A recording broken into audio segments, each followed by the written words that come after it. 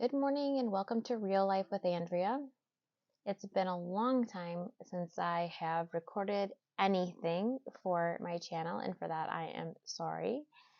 We are testing out some new equipment today, and I just wanted to, drop in and just update all of you on what's going on here.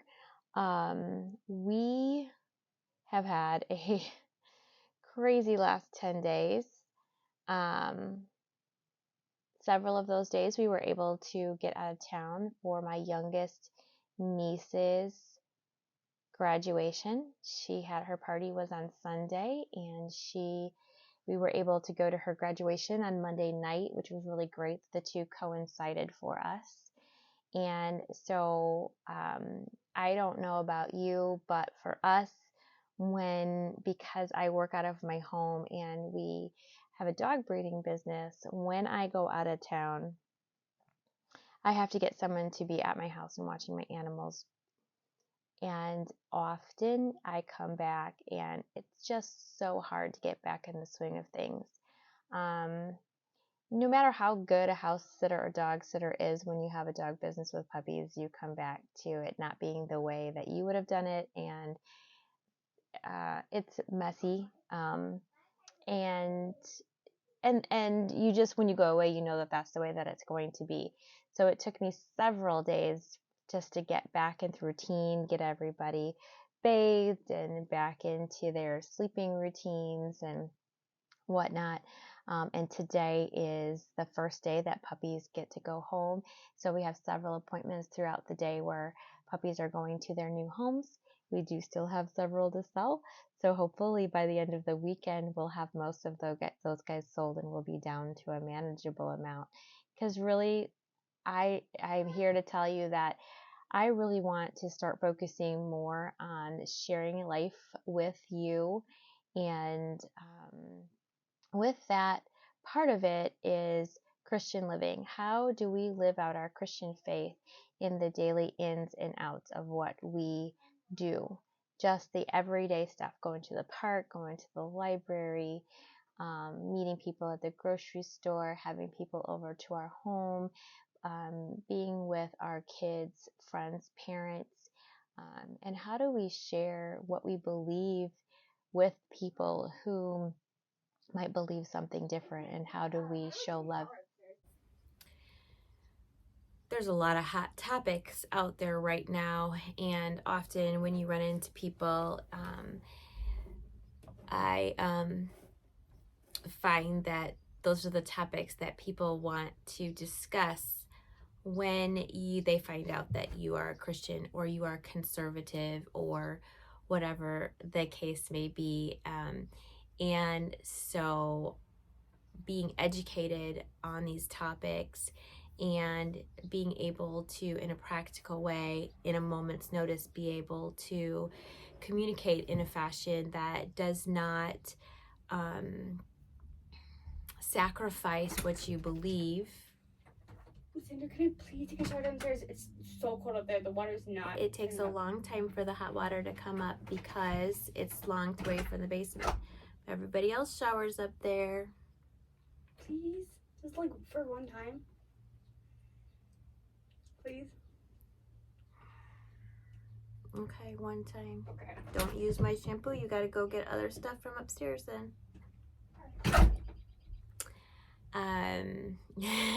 But let's go back just a little bit, how at a moment's notice you can have a quick or short conversation that on your side is non-confrontational, that shares what you believe and doesn't sacrifice anything. And sometimes that can be hard because, like I said, they're hot topics. Excuse me. And people like to push our buttons. I've recently had a conversation with somebody who they don't really want to have a conversation. They don't even care if you understand their point of view. They just are just trying to shove these, what they call facts, down your throat. And honestly, they don't even make sense.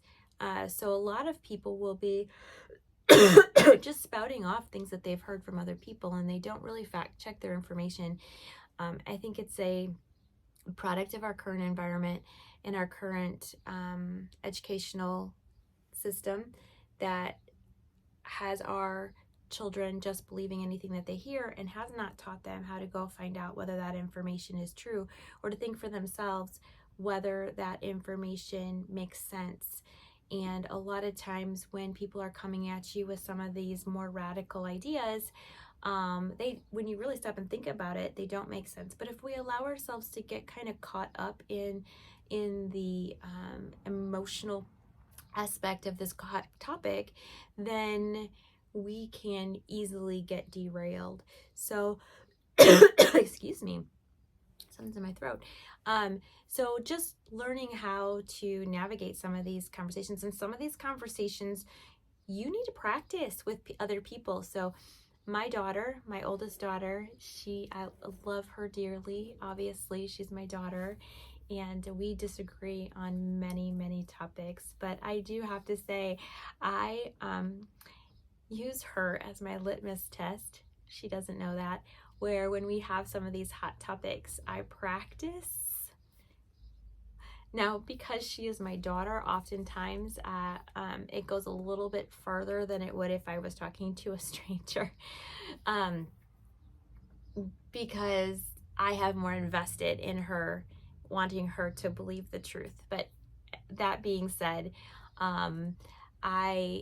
it shows me where I need to practice more when I escalate, and when I start losing my temper, or I have to start saying, okay, we need to end this conversation now. I know at that point, that's where I need to start doing more research and practicing and becoming a little bit more articulate and at that area of that hot topic. So if you have anyone in your life that is a regular part of your life that you can use as your practice and sounding board, that has an opposite view of what you have on some of these hot topics, then it can be very frustrating, but it can also be a tool that you can use to help identify areas where you need to improve what you know about that subject, or how to practice remaining calm in that. Because I think one of the most important things in letting people know that you're listening to them and you're hearing them is by you remaining calm, and you listening, and then being able to articulate your side without emotion,